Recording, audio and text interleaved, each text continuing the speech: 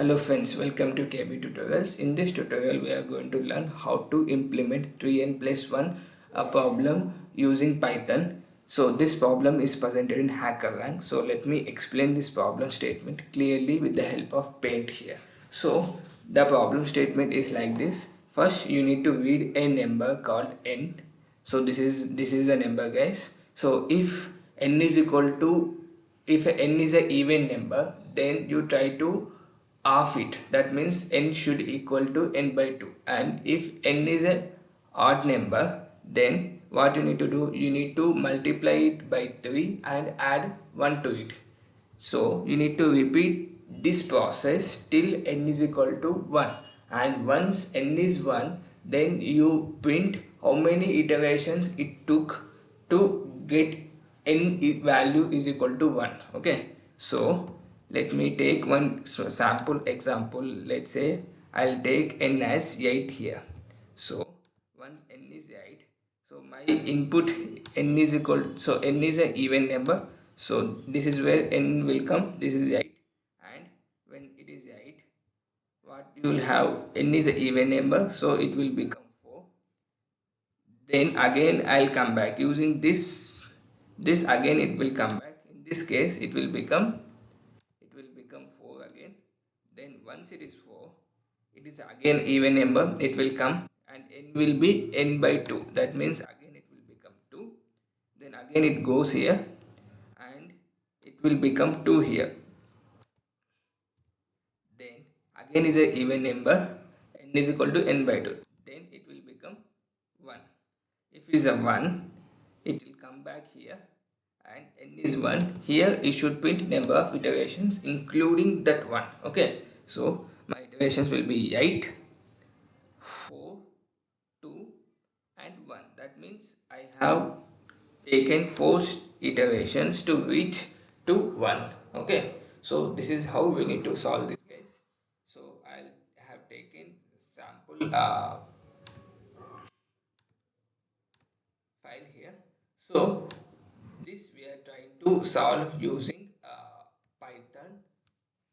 So simply first we need to read this n, right? This value n we need to read. So for that I need to use input of this, and it is an integer number. So I'll try to convert this into integer, and what I'll do, I'll try to assign this to a value variable called n. Okay, then we need to have number of iterations. We need to calculate number of iterations, right? So for that I'll use k, and I'll assign k is equal to 0, right? I'll assign k is equal to 0, and we need to process this iteratively. So what I'll do is I'll try to take a while loop 1. So it is a infinite while loop as of now till n is equal to 1. Once n is equal to 1, I'll just come out of this loop, right? So each iteration I need to increment this value. So I am incrementing this, and if, so as per our statement here, if n is equal to 1, it should come out, right? So if n is equal to 1, then I should come out of this loop. Okay, else if, so it is like elif in Python. N by, so modulus by 2 is equal to 0. That means it's an even number. So if it is an even number, what I need to do, I need to half it.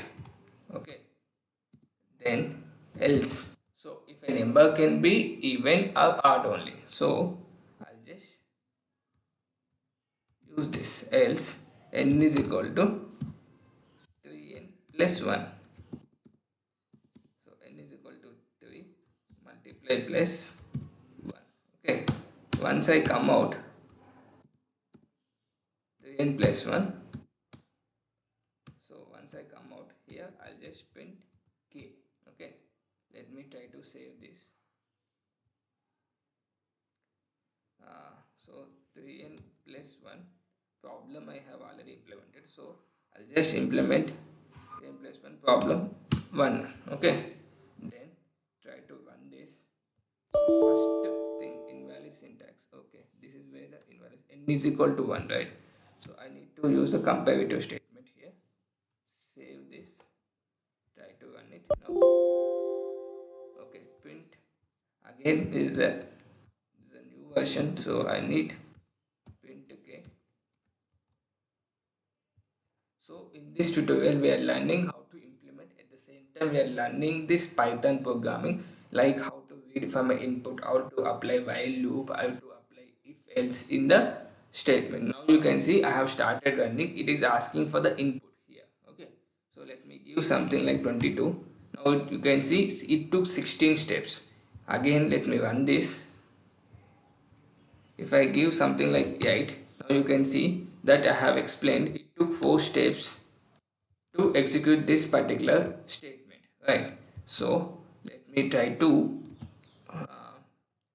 this is my problem, isn't it? I have opened few problems.